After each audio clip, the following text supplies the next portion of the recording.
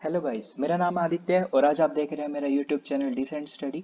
तो गाइस, आज हम पढ़ने जा रहे हैं थर्मोडायनेमिक्स चैप्टर, जो कि केमिस्ट्री का 11th का चैप्टर है। बहुत अच्छा चैप्टर ऑफ कोर्स ये।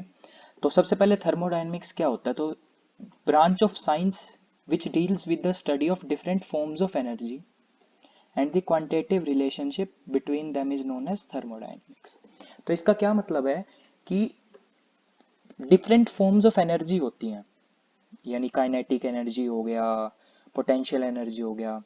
इनके बारे में हम स्टडी करेंगे और उनकी रिलेशनशिप्स के बारे में, उन फॉर्म्स ऑफ एनर्जी के रिलेशनशिप्स के बारे में अगर हम बात करते हैं तो उस ब्रांच, साइंस की उस ब्रांच को हम थर्मोडायनेमिक्स कहते हैं। उसके बाद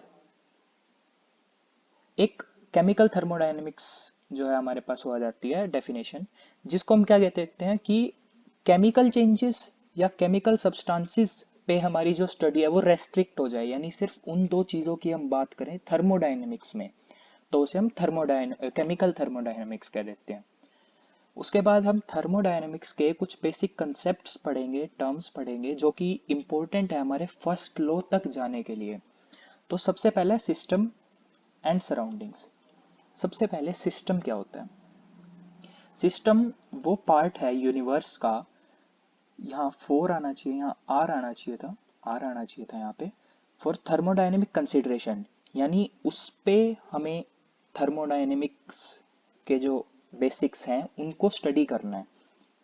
थर्मोडायनेमिक कंसिडरेशन का ब्रैकेट में मतलब लिखा गया कि to study the effect of temperature pressure, यानी उस चीज़ को जिसको हमने चूज किया है उस पे इफेक्ट टेम्परेचर और प्रेशर का, ये मापना होता है थर्मोडायनेमिक कंसिडरेशन। और जो हमने चूज किया उसे कहते हैं हम सिस्टम। अब यूनिवर्स, आप जानते हैं यूनिवर्स क्या होता है। उस सिस्टम को छोड़ के जो यूनिवर्स का बाकी पार्ट बचता है उसे हम सराउंडिंग्स कह देते हैं। ओके। उसके बाद हम पढ़ेंगे सिस्टम के टाइप्स। जो हमने सिस्टम अभी पढ़ा उसके हम कुछ टाइप्स पढ़ेंगे। तो सबसे पहला होता है ओपन सिस्टम। ओपन सिस्टम किसे कहते हैं?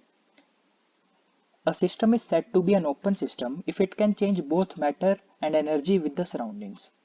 यानी अगर एक सिस्टम, मान लीजिए ये एक सिस्टम है, ये बाउंड्री है उनकी, यानी ये जो है ये बाउंड्री हमें सेपरेट करती है सिस्टम को और सराउंडिंग्स को।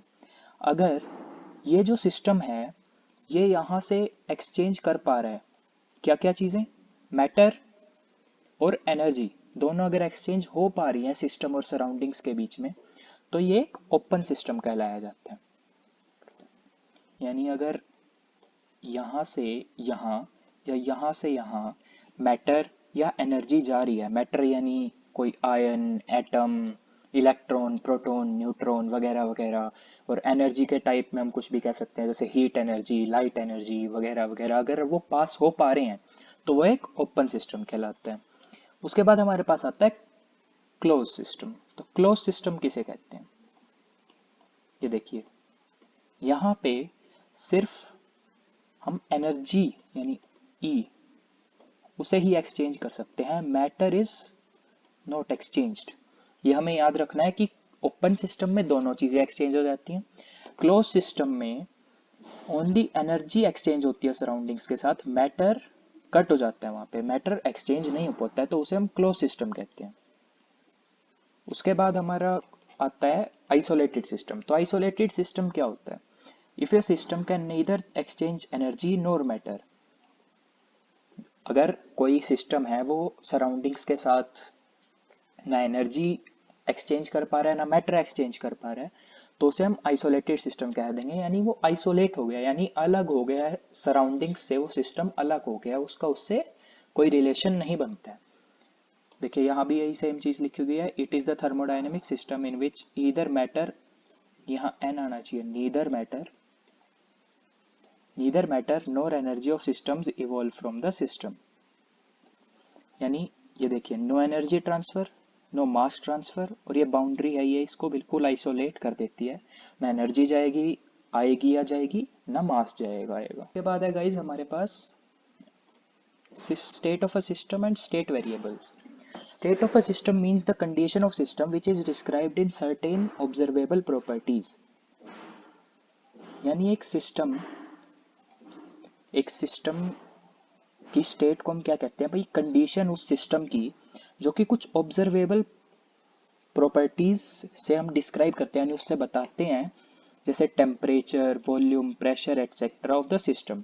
यानी उस सिस्टम का टेम्परेचर, वॉल्यूम, प्रेशर क्या है, उसे अगर हम ऑब्जर्व करते हैं, उन प्रॉपर्टीज को ऑब्जर्व करते हैं, तो हमें उसका स्टेट मिलता है उस सिस्टम का, उसकी कंडीशन क्या है, उसे हम स्टेट ऑफ अ सिस्टम कहते हैं। उसके बाद आता है स्टेट वेरिएबल्स। अगर कोई प्रॉपर्टी यानी टेम्परेचर, वॉल्यूम, मैं हाईलाइट कर देता हूँ इसे, अगर टेम्परेचर, वॉल्यूम, प्रेशर एटसेट्रा कुछ भी चेंज होता है तो स्टेट होती है जो सिस्टम की, वो चेंज होती है। ठीक है, तो इसीलिए उनको स्टेट वेरिएबल्स कहा जाता है, यानी अगर वो चीज़ चेंज हुई तो उसकी स्टेट भी चेंज हो जाएगी।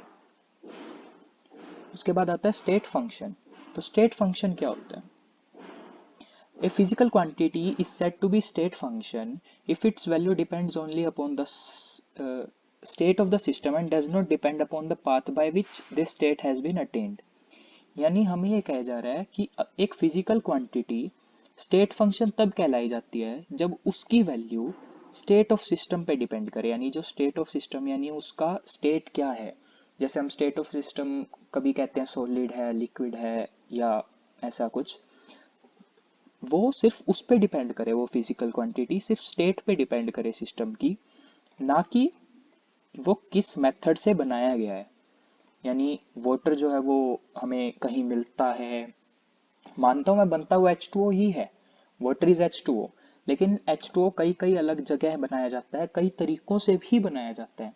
तो हमें पाथ से कोई लेना देना नहीं है, पाथ हमारे लिए कोई मायने नहीं रखता है, हमें ये देखना है कि स्टेट क्या है। हमें यानी जो स्टेट फंक्शन है वो पाथ पे डिपेंड नहीं करती है जिससे वो स्टेट अटेन हुई है, यानी हमें सिर्फ स्टेट देखनी है।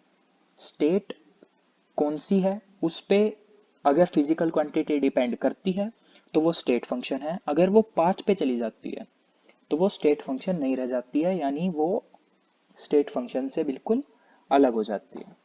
तो आज के लिए यही guys, thank you so much for watching, please like share and